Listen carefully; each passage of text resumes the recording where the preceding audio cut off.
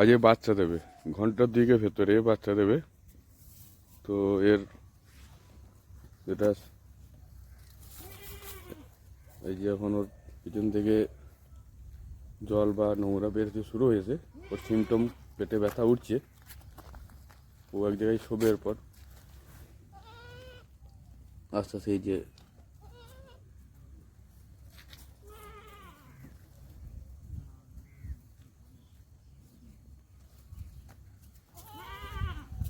খুব জোরে 1.5 ঘন্টার ভিতরে বাচ্চা দেবে।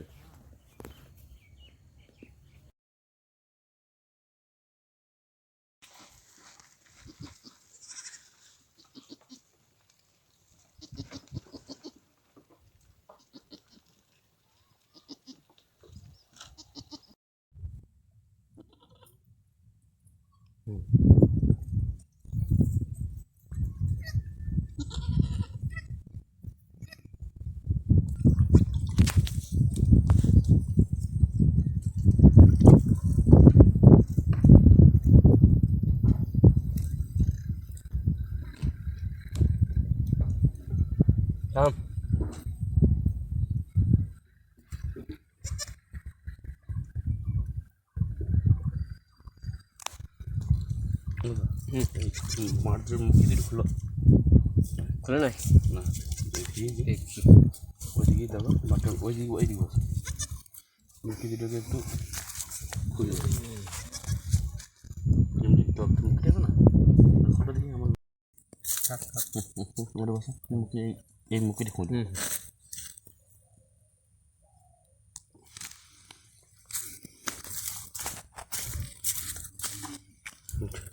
দাঁড়িয়ে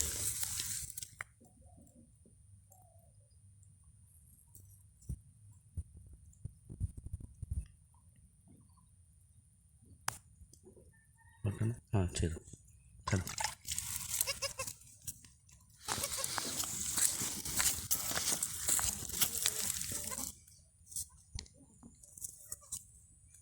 ঠিক আছে, আমি পাটাগুলো খাওয়া দিবি, ধরপর ধর করছি রাখ।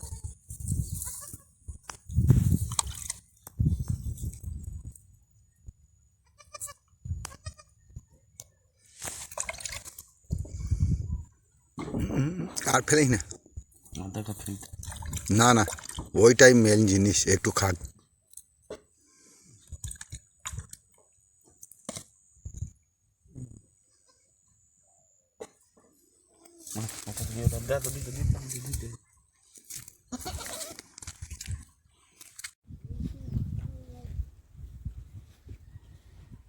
প্রথমবার বাচ্চা দিলে এটা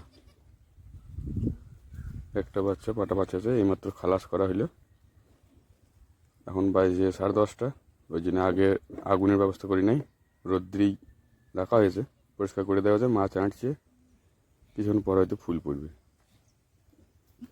ফুল না পড়লে ফুল পড়ার মেডিসিন কিছুটা দেবো। দুধের কোলেস্ট্রম খিল ভেঙে কিছুটা ফেলে দেওয়া হয়েছে, বাচ্চা উঠে খেতে লাগবে কিছুক্ষণ পর।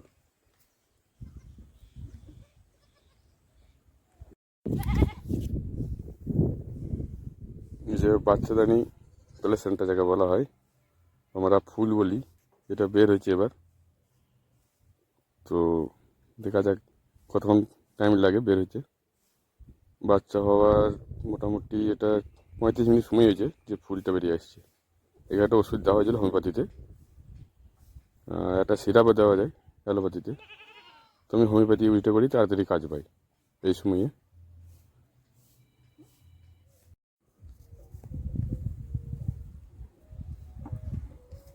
যে মায়ের ফার্স্ট কোলেস্ট্রল খাইয়ে দেওয়া হয়েছে, আর ও নিজে খাওয়ার চেষ্টা করছে।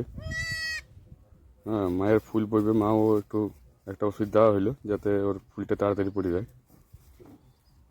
আমার তো মনে হয় যাই না যে দুটো বাচ্চা হবে না বলে মনে হয়, কেন ফার্স্ট টাইম আরে। তবে এ রেডি হয়েছে, হয় ফুল ফুল পড়বে, হ্যাঁ বাচ্চাদানিটা পড়বে, বা বাচ্চা হতে পারে। তবে এক বাচ্চাকে কোলেস্ট্রম দেওয়া হলো, এখন হাঁটু গেড়ে চলতে পারছে মায়ের দুধ খাওয়ার জন্যে। দেখা যাক কি হয়।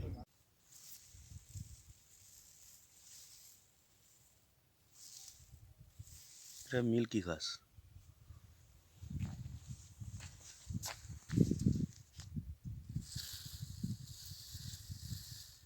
এটা জব ঘাস।